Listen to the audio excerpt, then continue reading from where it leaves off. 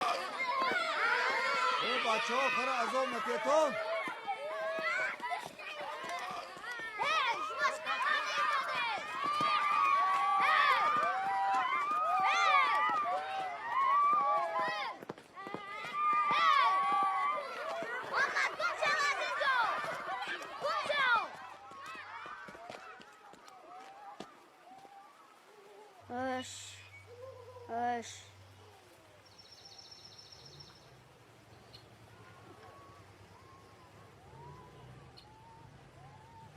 را با خونت بیرو میکوبم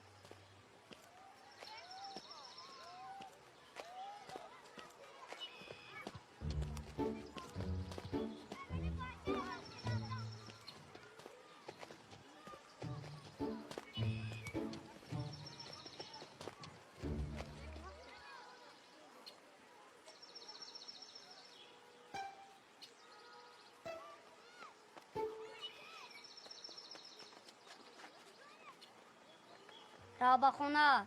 بیرو میکوبم بیرو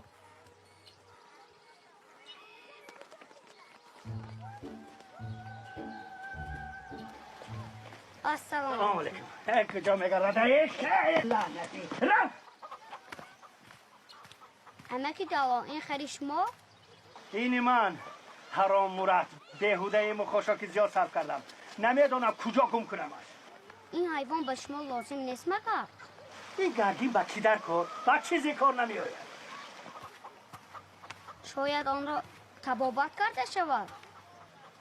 ارمان جان من سالهای سال با حیوان ها کار دارم همه رنگش را دیدم اما با این خر کسی یاری کردن نتوند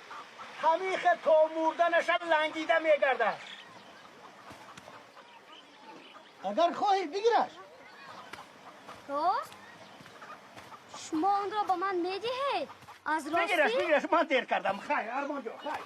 بگیرش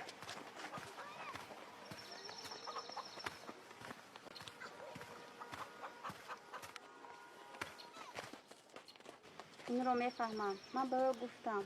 تاثیر نکرد آخر با او فهمونه و باید در صنف 3 خونن اما در صنف 1 میخونن شما راست میگویید معلم درست ولی به طرف نرفتنیم و میدونید این جنایت است در نزد قانون من این را میفهمم. اگر شما جوابدار میشید شما در اینجا چه کار میکنید اینجا مکتب نیست من برای تو اومدم ارمان پسرم جان و جگرم معلم راست میگوید ارمان مکتب رو خون